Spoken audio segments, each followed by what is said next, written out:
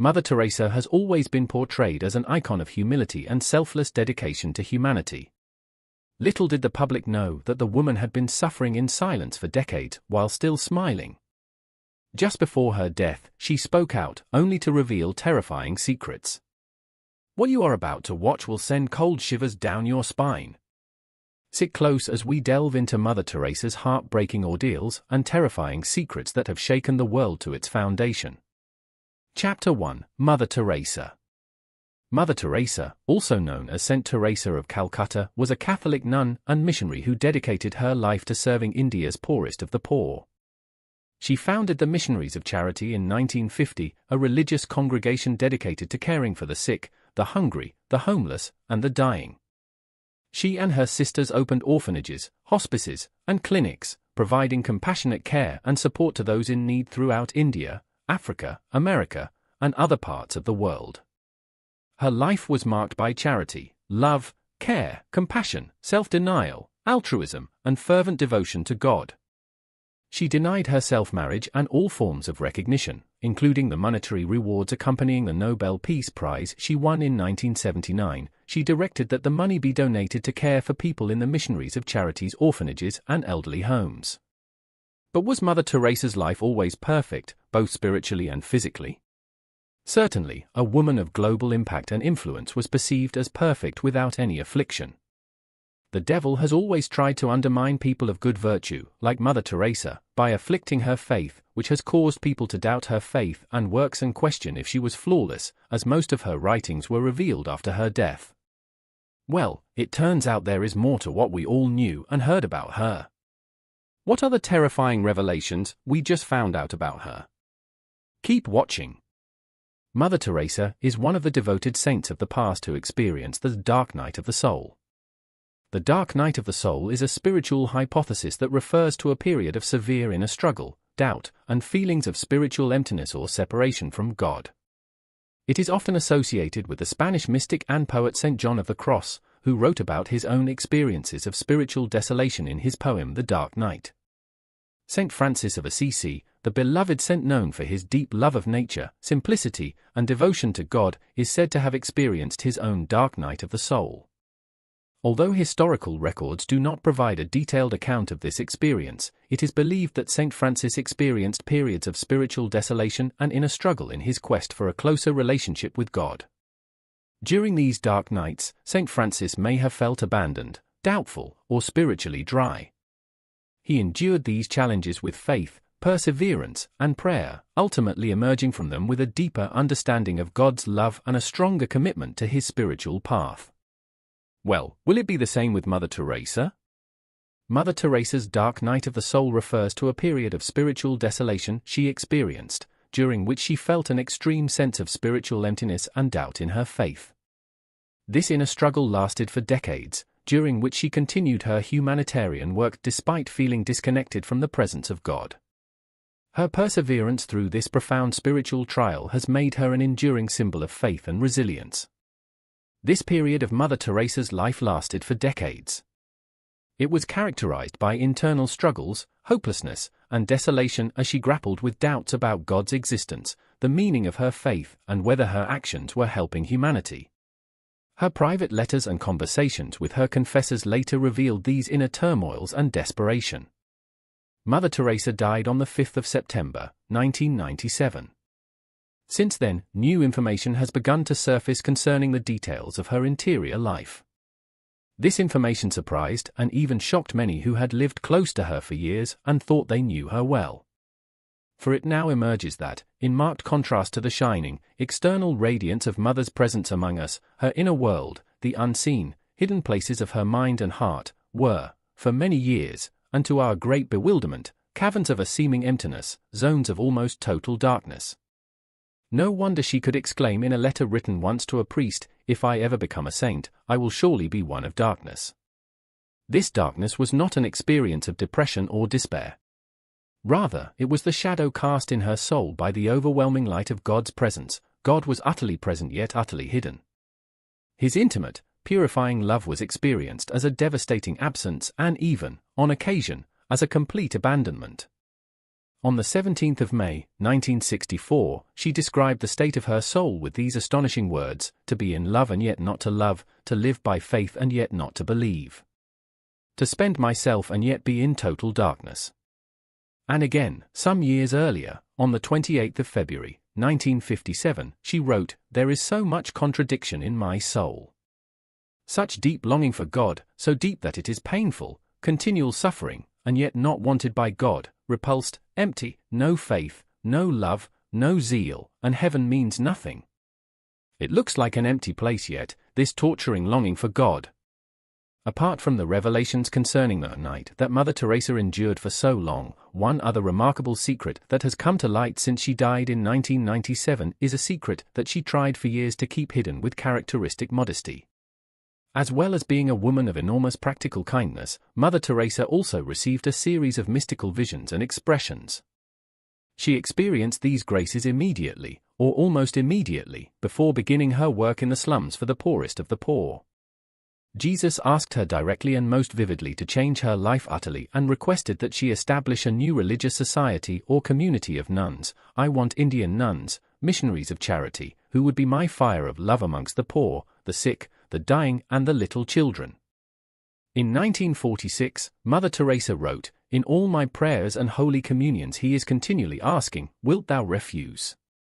Frightened at the thought of what was being asked of her, and conscious of her littleness and weakness, Mother Teresa replied, "My own Jesus, what you ask is beyond me. I can hardly understand half of the things you want. I am unworthy, I am sinful, I am weak." But, by way of response to these words, at some point later in the interchange between them, she hears Jesus saying to her, "You are, I know, the most incapable person, weak and sinful, but just because you are that, I want to use you for my glory. Wilt thou refuse?" And again, "Fear not. It is I who am asking you to do this for me. Fear not, even if the whole world is against you, laughs at you, your companions and superiors look down on you, fear not, it is I in you, with you, for you." Mother Teresa felt a profound sense of emptiness and loneliness during her darkest moments, even as she cared for the poor and sick in Calcutta. She described feeling like she was living in a state of darkness and that God was distant or absent from her life.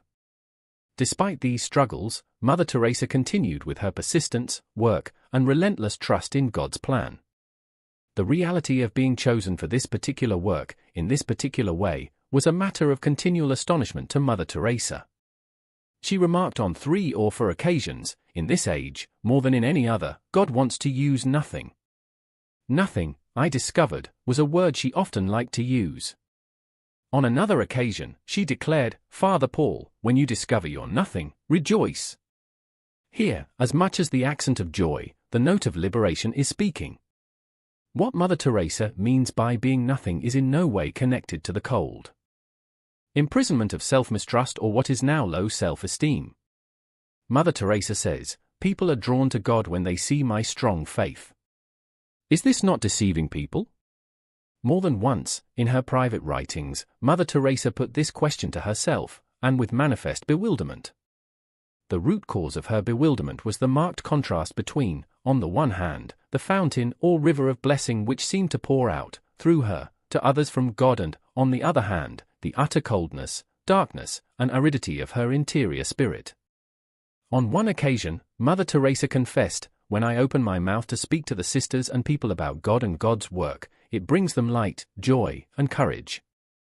But I get nothing out of it. Inside, it is all dark, and feeling that I am cut off from God." It would appear then that, about the question of her darkness, Mother Teresa herself remained confused for many years. On the 8th of November, 1961, she wrote, "I don't know what is happening to me." And again, earlier in the same year, "My very life seems so contradictory." No wonder she could, on one occasion, find herself praying, "Jesus, don't let my soul be deceived, nor let me deceive anyone." Indeed, Mother Teresa often approached God in deep poverty of spirit. But, simultaneously, with an equal profundity of spirit, she trusted absolutely in His love for her. Yes, there were trials she had to undergo, and there was darkness to be endured. But, for all that, she was His little one, His spouse, and His beloved. At the close of a strikingly beautiful meditation, composed when she was seriously ill in hospital in June 1983, she wrote, "Jesus, I love with my whole heart, with my whole being. I have given him all, even my sins, and he has espoused me to himself in tenderness and love." Mother Teresa's experience of the dark night of the soul has been seen as a testament to the depth of her faith and her willingness to endure suffering for the sake of others. It also serves as a reminder that even the most devoted and saintly individuals can face periods of doubt and spiritual crisis. Mother Teresa's journey through the dark night of the soul exemplifies perseverance, faith, and trust in God's mysterious ways, even amid profound suffering and uncertainty. Her ability to continue serving others with love and compassion despite her inner struggles is a powerful testament to the strength of her character and her commitment to her calling. But why would a woman who so passionately loved her God go through all that? Still, people picked some flaws in her life. Why was she emotionally and psychologically tortured with endless controversial claims? Chapter 2: Controversies about Mother Teresa. Mother Teresa was one of the most influential women of the 20th century. She was a short-bent woman but had a commanding presence. She was a global icon whose humanitarian work touched the inner parts of the earth, from Asia to America and Africa. However, was she really that perfect? Did she really mean good for the people under her watch? You will soon find out. Dr. Jack Prejer was a British doctor who treated the poor for free from 19772. One day, she encountered Mother Teresa's works in a BBC documentary. Moved by her generosity and sacrifice, she started working with her but soon discovered that most of her reputation was false. According to Dr. Prejer, great things should have been done in terms of modern medical care. Dr. Prejer testified that there was no proper medical care in Mother Teresa's ashram. All the patients had shaved heads, no chairs anywhere, and just stretcher beds, similar to the First World War stretcher beds. There was no garden, no yard, even nothing. 40 to 60 men and women were compacted in one room and the same case in another room, with injection needles that were no longer sharp and repeatedly used in many people. Painkillers were not available for people with severe pains, like the case of a young lady who went there with terrible burns, but there were no painkillers at least to subside her predicament. However, Dr. Prejer managed to get morphine and smuggled the morphine into this woman and helped her wither her pain, and the defense always was, "We are not a medical order." Despite receiving millions and billions of dollars as donations, Mother Teresa wasn't providing medical care to the houses she administered.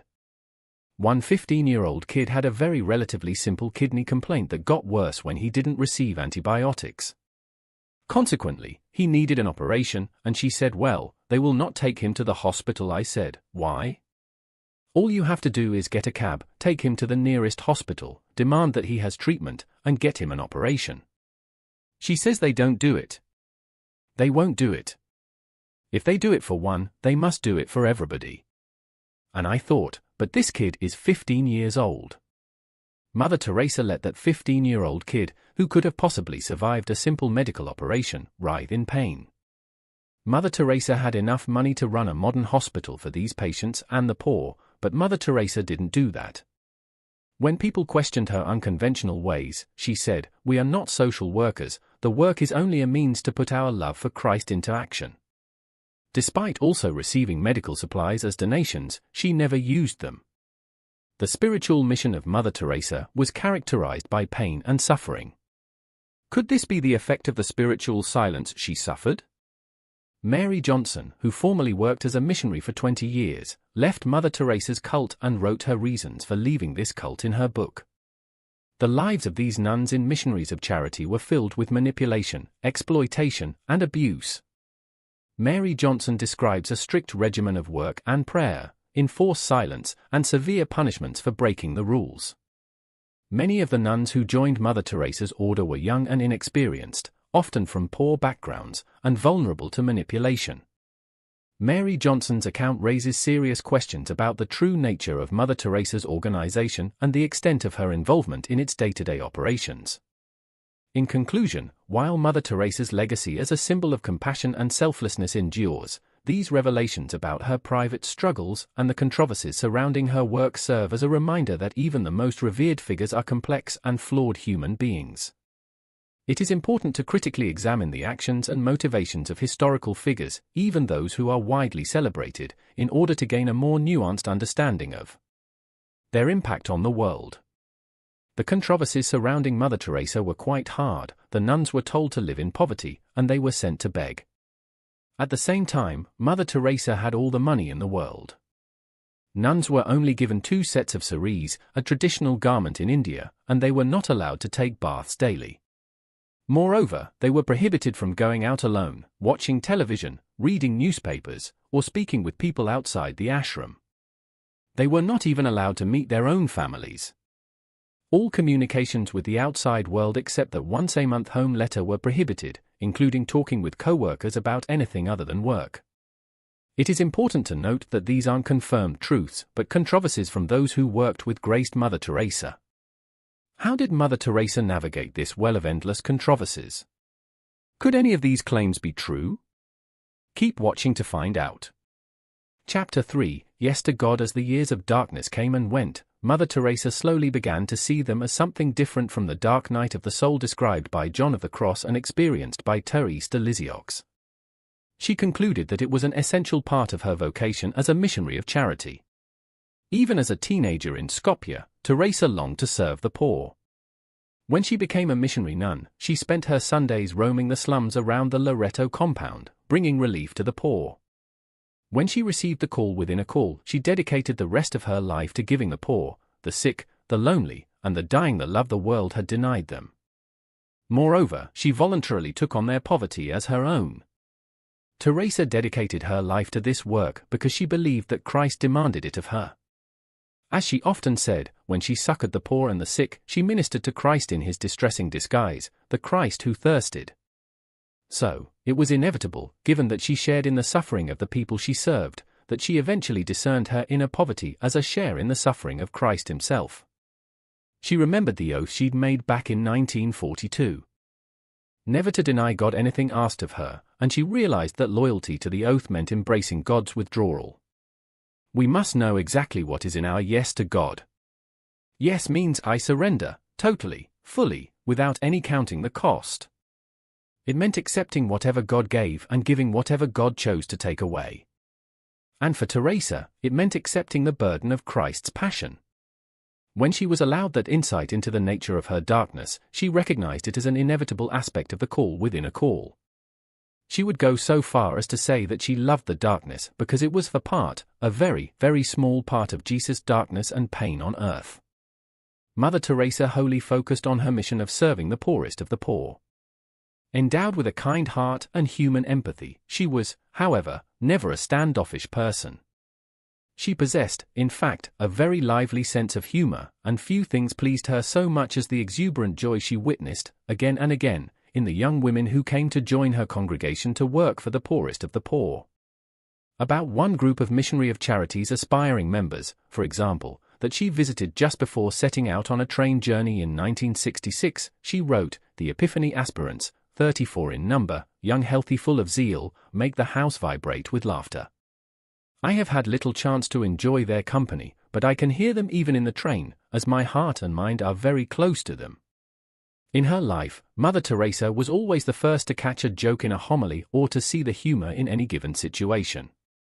Writing to a friend, on one occasion, from whom it would appear, she hoped to receive a letter, and soon, she made the following complaint: "When I write regularly, the sisters say I am in the first class if less, second and third class. When I neglect them, they say I am in 0 class. I think I will also put you in 0 class if you don't write." Again, something of Mother Teresa's sharp wit and great good humor is apparent in a comment that she made during a talk delivered in 1981. "Once I was asked, 'What will you do when you are not Mother General anymore?' I said, 'I am first class in cleaning toilets and drains.'" Mother Teresa narrated a story in Rome at the convent at Dono di Maria. That story she narrated was not really a story in any ordinary sense of the word. It is, in fact, the account of a dream she had had many years before. As she expressed the details of the dream, Mother Teresa didn't laugh outright at any stage, but there was laughter in her eyes from start to finish. Here is the dream, as she told it: "One night during the first months of my work in the slums of Calcutta, I had a dream. It was like a vision. All of a sudden, I found myself at the gates of paradise. And I was delighted, filled with joy. But just as I was about to walk through the gates, St. Peter came out and blocked my way. "You can't come in here," he said, "there are no slums up here." I was furious with Peter. And I immediately told him, "All right, I will go back. But I'm going to return here, Peter. And I will fill this heaven of yours with all my people from the slums." So funny. This took place on the 26th of October, 1994. But how did Mother Teresa become a saint? Was she worth the title? Was she even canonized? Chapter 4: Legacy of Mother Teresa. Mother Teresa's legacy is profound and enduring. She inspired countless individuals worldwide to follow in her footsteps and make a difference in the lives of those in need. One of her most significant contributions was her commitment to serving those marginalized and forgotten by society. She and her sisters ministered to people living in extreme poverty, providing food, shelter, medical care, and love to those abandoned or rejected. Mother Teresa believed that every person deserved dignity and respect regardless of their circumstances, and she worked tirelessly to alleviate their suffering. Mother Teresa's work extended beyond physical care to encompass spiritual nourishment. She believed that the greatest poverty in the world was not material deprivation but spiritual emptiness and loneliness. Through her example of selfless service and compassion, Mother Teresa inspired others to cultivate a deeper sense of empathy and kindness towards their fellow human beings. She emphasized the importance of love, forgiveness, and humility in building a more compassionate and harmonious world. Mother Teresa's legacy also includes her advocacy for peace and justice on a global scale. As a Nobel Peace Prize laureate, she spoke out against war, violence, and injustice, calling for reconciliation and understanding among nations and religions. Mother Teresa believed that true peace could only be achieved through love and compassion, and she encouraged individuals to work together for the common good. In addition to her humanitarian work and advocacy efforts, Mother Teresa's legacy lives on through the Missionaries of Charity, which continues to serve the poor and needy in more than 130 countries worldwide. The organization runs homes for the sick, disabled, elderly, and homeless, as well as orphanages, schools, and soup kitchens. Mother Teresa's example has inspired countless individuals to volunteer their time and resources to help those in need, creating a ripple effect of kindness and generosity that transcends borders and cultures. Mother Teresa passed away on September 5, 1997, but her legacy is a beacon of hope and compassion in a world often plagued by suffering and division. Her life serves as a reminder that even the smallest acts of kindness can make a significant difference in the lives of others. Mother Teresa's legacy challenges us to look beyond ourselves and reach out to those most vulnerable and in need, embodying the true spirit of service and love she exemplified throughout her life. Teresa's final years were ones in which poor health and physical suffering became her daily burden. Just a few months before her death, suffering from heart failure and pneumonia, she lay in a hospital bed, unable to speak because of the bronchial tube that had been inserted to help her breathe. She tried to communicate with her caretakers by writing on slips of paper but was too weak to do so. Finally, mustering all her strength, she could scrawl, "I want Jesus." Mass was celebrated in her hospital room, and she was able to take a small amount of the consecrated wine. But given her decades of living without a sense of Christ's presence, it's not too much to conclude that she also meant she wanted the darkness of God's withdrawal to end. She'd spent over 50 years reliving Christ's passion. If it was God's will that she suffered, so be it. But she longed for it to end. In 1962, in the second decade of her sense of abandonment, Teresa wrote something that anticipated her later understanding of her vocation to suffer the passion of Christ. "If I ever become a saint, I will surely be one of darkness. I will continually be absent from heaven, to light the light of those in darkness on earth."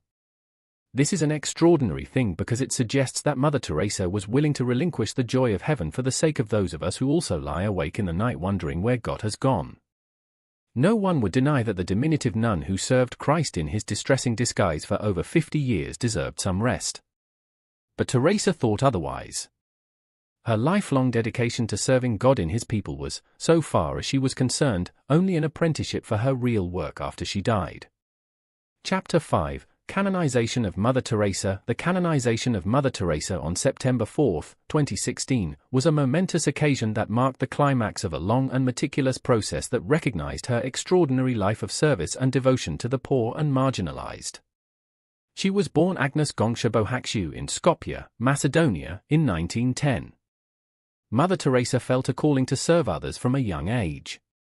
At 18, she joined the Loreto Sisters and traveled to India, where she took her final vows and became known as Sister Teresa. Mother Teresa's journey to sainthood began with her tireless work in the slums of Kolkata, India, where she founded the Missionaries of Charity in 1950. The organization focused on providing care and support to the poorest of the poor, including the sick, orphaned, and dying. Mother Teresa's selfless dedication to serving others earned her international recognition and numerous awards, including the Nobel Peace Prize 1979. Despite her fame and accolades, Mother Teresa remained humble and focused on her mission of love and compassion. She once said, "Not all of us can do great things. But we can do small things with great love." This simple yet profound philosophy guided her work and inspired countless others to follow in her footsteps. Mother Teresa's canonization procedure began shortly after she died in 1997. The Catholic Church carefully examined her life, writings, and works to ensure that she met the criteria for sainthood. One key requirement for canonization is the verification of miracles attributed to the candidate's intercession. In Mother Teresa's case, 2 miracles were officially recognized: the healing of a tumor in an Indian woman and the healing of a Brazilian man with multiple brain abscesses. On September 4, 2016, Pope Francis declared Mother Teresa a saint during a solemn ceremony at the Vatican. The canonization of Mother Teresa was a cause for celebration not only for Catholics but for people of all faiths and backgrounds who admired her unwavering commitment to serving the poor and vulnerable. Saint Teresa of Calcutta, as she is now known, continues to inspire millions around the world with her example of love, compassion, and selflessness. The canonization of Mother Teresa was a fitting tribute to a remarkable woman whose life embodied the values of faith, service, and humility. By recognizing her as a saint, the Catholic Church honored her legacy and provided a shining example for future generations to emulate. Saint Teresa of Calcutta's message of love and compassion remains as relevant today as it was during her lifetime, reminding us of the power of kindness and selflessness in making the world a better place. Thanks for watching this video. While you're still here, check out the other videos you see on your screen.